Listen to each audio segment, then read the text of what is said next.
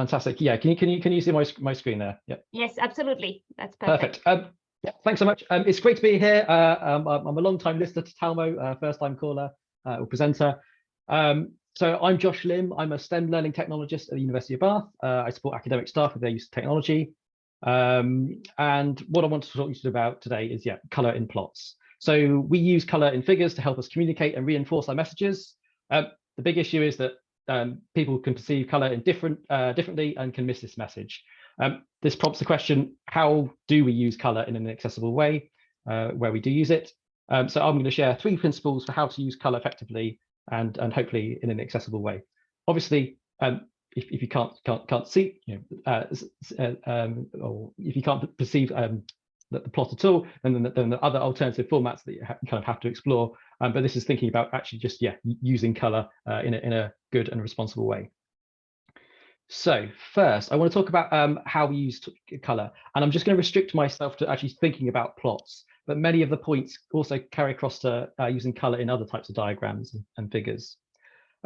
My graphs here are all kind of messy, applied, statistical, experimental examples. They're generally the worst kind of case situations for plots, but the idea carries through, even if you're just illustrating a few simple functions using colour. So we can broadly use colour basically as an extra dimension for discrete or continuous data, and have a value associated with the colour, or we can use it to label or highlight a category.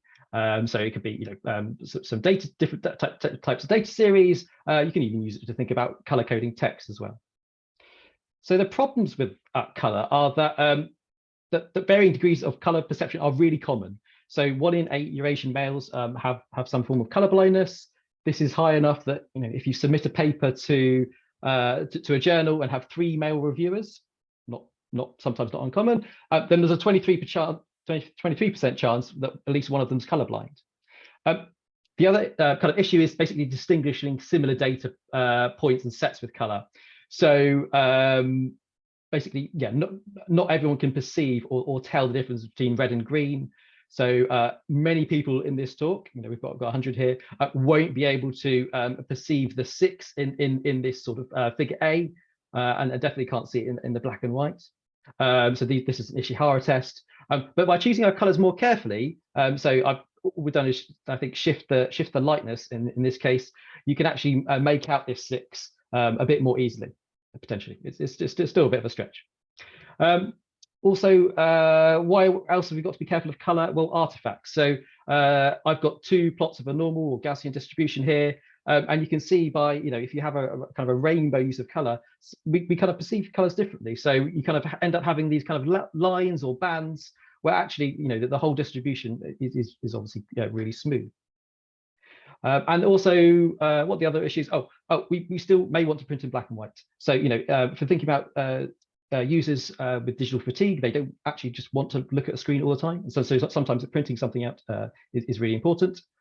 And also the type of color I'm talking about, it's not picked up by any automatic checkers. So the checkers in Word or on the web that look at color contrast, text over a different color, this simply isn't picked up by them.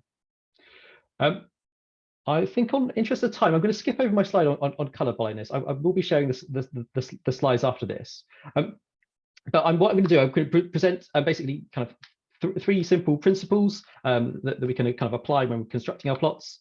A general challenge with accessibility is it's sometimes hard to understand the barriers others face. And so the idea behind the first 2 principles, having a grayscale test and thinking about color alternatives, is just to basically remove color completely. This focuses basically on creating accessible structures that don't rely on color, and this can benefit everyone, as well as colorblind users. And once those are in place, what I mainly want to talk about is actually how do we pick these colors in a useful way. These aren't like a series of steps to follow. You don't do like 1, 2, then 3. They're just kind of basically principles, and you'll kind of end up using them all at once. But they're kind of useful things to bear in mind. So the idea of the grayscale test is broadly basically remove color completely. Imagine you're printing on black and white, and the idea of this is to see where you're relying on color. It doesn't tell you how to fix things, but it does show you where issues may pop up. So you can see so these are different populations of penguins. As soon as it goes to black and white, I kind of lose any of my kind of information about how the different populations are distributed.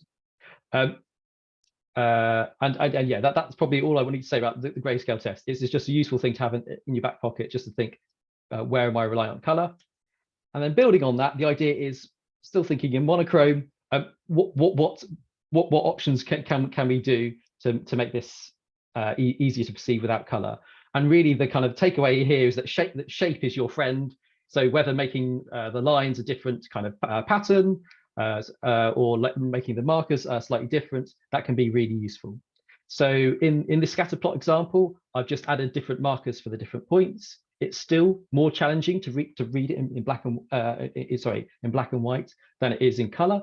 But at least in principle, it's broadly accessible to someone with color blindness. There are other ways we can sort of improve this further, and I can talk about those later, or maybe in the questions. With the line graph here, again, yeah, each line and marker is distinct. With the simplicity of this data, I've added like another layer of redundancy, of kind of color redundancy, by just getting rid of the legend completely. Again, that makes it just easier for everyone to read as well. So next, and the main part is really how do we pick colors? So there's lots of different ways to think about color and color blindness, and I've skipped over that slide. But essentially things get complicated really quickly. So I've got, again, 3 kind of guiding ideas for using color accessibly. They're essentially use lightness to distinguish values. So we talk about being careful of basically between different hues. So red and green, that can be problematic. But bearing in lightness, so this kind of like z-axis on this, in this basis, we can basically distinguish maybe like a dark red from a light green, regardless what color blindness you have. So the second tip is avoid tricky combinations. So I'll go into what that means and actually how we can meaningfully do that. And also beware of any color connotations. There are lots of norms around colors. So red can mean stop or hot or warning or negative numbers in accountancy. And just beware that if you kind of go against those norms, either like the norms I talked about, or like norms in a journal, it can confuse things. So for plots where we have color as a value and acting as a continuous variable, there's lots of good news here. So over the last decade, most programs have switched over from the old school kind of jet rainbow color maps you might have seen to something that basically works really well in grayscale and is also colorblind, kind of colorblind safe. So Python and R use this new color map Viridis that's shown here, kind of from a dark blue to a kind of bright yellow. MATLAB has a proprietary its own thing called Perula. It kind of looks quite similar. But there are other color maps you can use too, and these are just one from the matplotlib docs. Simple monochrome ones can be quite nice as well. So especially if you've got maybe multiple data sets that you're also using color for. So you might have some sort of plot using temperature. You might use this color map. But then for wind speed, you might want to represent that as well, and you might use just a green to white, all the greens color map there. With these, most of the tricky work has been done in avoiding tricky combinations. The ones you have to be careful of are the diverging color maps. So where you're trying to basically highlight 0 or the middle.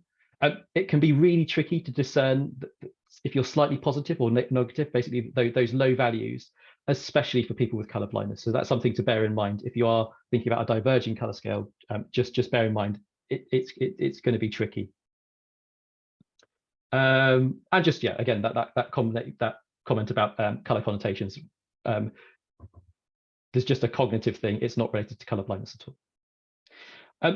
Color for discrete data, it's essentially the same idea. Again, we're using color as a value, but this time the values are discrete. The color maps I showed in the previous slide work absolutely fine. There's also an interesting idea from this article here that talks about these different color maps. And actually, the idea is if you have some continuous data, actually discretize it like deliberately. And this can actually make it quite a bit easier to discern the actual values of these different points. Again, in grayscale, or if you have full color vision, but also the structure as well. This just looks a lot easier to read to me, and also, well, yeah, you coarse grain your data slightly, but maybe that's okay. So color for categories. This is a more slightly complicated thing. This is where we want to use color to highlight or group points, lines, possibly even text. We can still use lightness to distinguish values, but we want to rely on this less. Otherwise, we run into the risk of highlighting a certain series more than others. So this is a kind of like a kind of economist style graph that they use in their publications. It's been made in Matplotlib, but the Denmark one is so much harder to read because that's such a lighter color than, say, Argentina or Switzerland. So we want to basically keep lightness quite similar.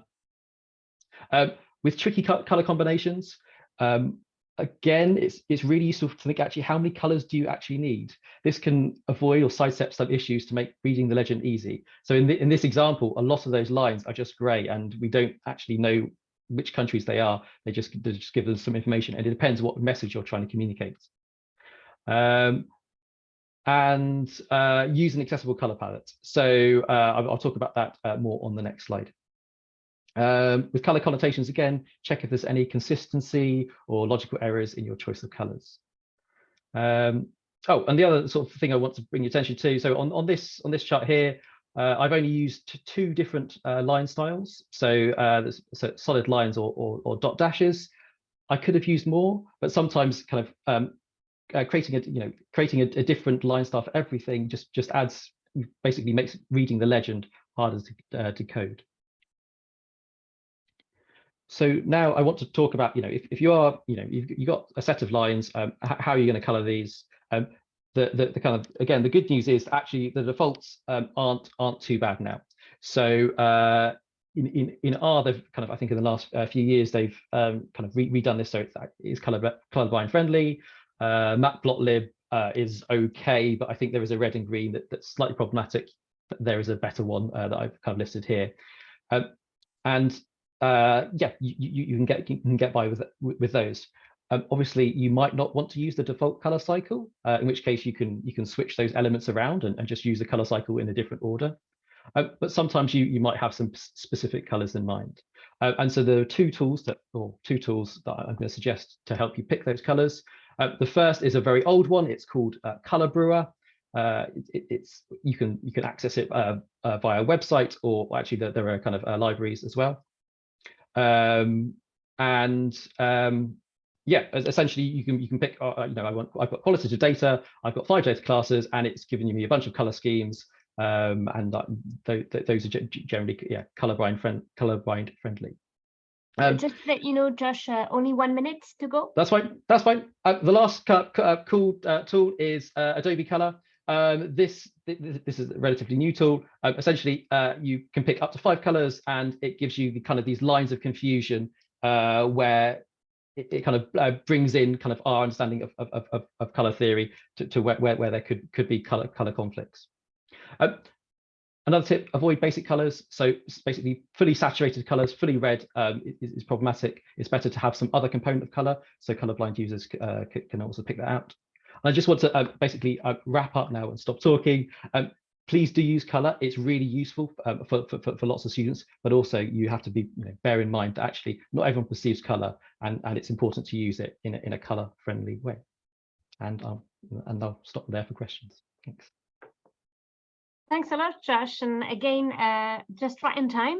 So I think that there are some comments and questions in the chat, but we'll wait till the end of the session to look at these all. So again, lots of really useful information for us to take away.